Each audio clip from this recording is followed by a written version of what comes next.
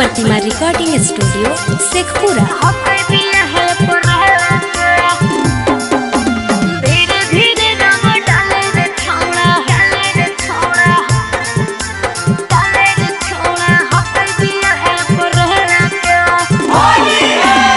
बड़ी तो धारनी के छौरे पिछला बेर भगनी हल खेले के।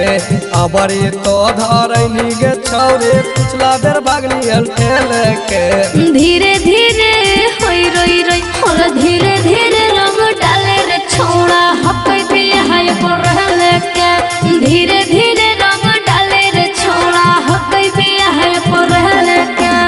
बड़ी तो धारनी के छौरे पिछला बेर भगनी हल खेले के। बड़ी तो धारनी के छौरे पिछला बेर भगनी हल खेले के।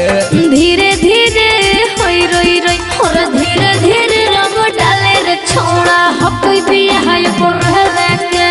धीरे धीरे रंग डाले रे छौड़ा हकै पिया है परहले के। हकै पिया है परहले के। मिक्स बाय शैलेंद्र बाबू। हकै पिया है परहले के। धीरे धीरे रंग डाले रे छौड़ा डाले रे छौड़ा डाले रे छौड़ा हकै पिया है परहले के। हे रे छोड़ दे रे छौड़ा नहीं तो करतै सक भातारा रे। करबौ न जावर छौरे डाल दहना प्यार से। हकै पिया है परहले के। छोड़ दे रे छौड़ा नहीं तो करतै सक भातारा रे।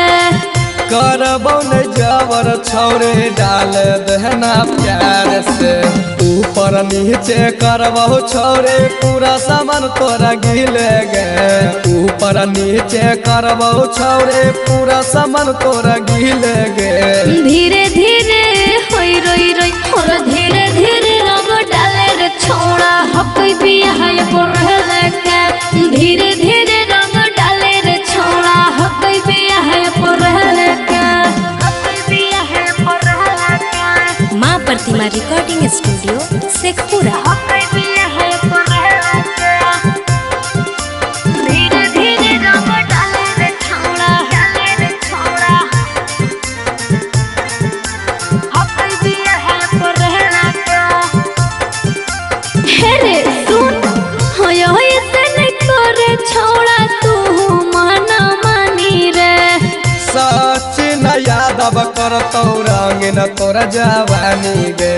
हकै पिया है परहले के। होय होय से नहीं करे छौड़ा तू माना मानी रे। आशीष पप्पू करतौ रंग न तोरा जवानी गे। धोखा हमारा देनी हल छोरे छोरवा झरे लेके। धोखा हमारा देनी हल छोरे छोरवा झरे लेके। धीरे धीरे होई रोई रोई और धीरे धीरे